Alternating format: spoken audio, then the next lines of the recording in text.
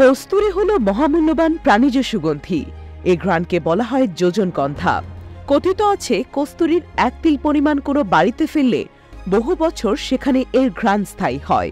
3000 ভাগ নির্গন্ধ পদার্থের সঙ্গে এর 1 ভাগ মেশালেই সমস্ত পদার্থই সুবাসিত হয় কস্তুরীর ঘ্রাণে।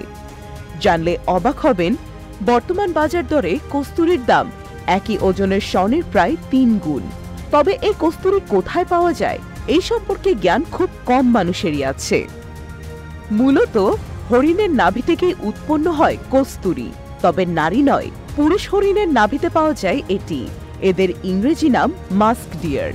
এই হরিণ হিমালয়ের পার্বত্য অঞ্চল, ইবেরিয়া, মঙ্গোলিয়া, নেপাল, কিরগিজস্তান এবং কোরিয়ায় বসবাস করে। এছাড়া পামের মালভূমির গ্রন্থি পর্বতমালায় তৃণভূমি সমৃদ্ধ উপত্যকায় এই হরিণ পাওয়া যায়। এই হরিণগুলো আকারে ছোট এবং দেখতে অত্যন্ত সুন্দর হয়। এদের পা অতি সরু, মাথা সুন্দর এবং চোখ চমৎকার উজ্জ্বল হয়। এই হরিণ অন্য হরিণ থেকে আলাদা হয়। অত্যন্ত শীতল পার্বত্য পরিবেশে বসবাস করায় এদের লোম সরু না হয়ে অত্যন্ত মোটা ও পালকের মতো হয়।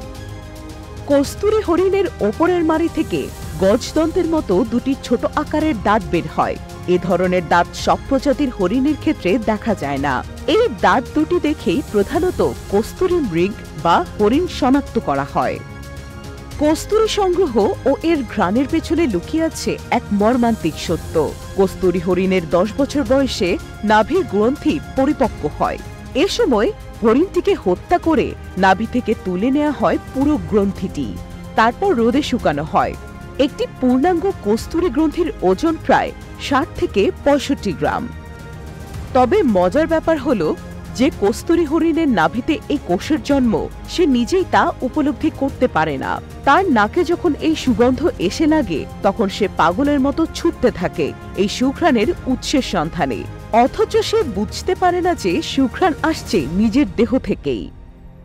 এ প্রজাতির হরিণ আত্মরক্ষায় পটু, কিন্তু তারা নিজেদের লুকিয়ে রাখতে পারে না, কারণ এদের দেহে থাকা ওই গ্রন্থির তীব্র ঘ্রাণ।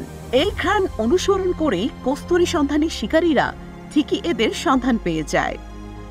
সংগৃহীত কস্তুরী কোষের বাইরের দিকটায় থাকে এলোমেলো কিছু লোম।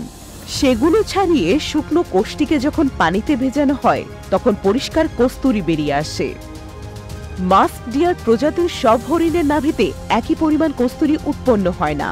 হরিণের বয়স এবং পরিবেশ ভেদে কস্তুরীর পরিমাণের তারতম্য হয়।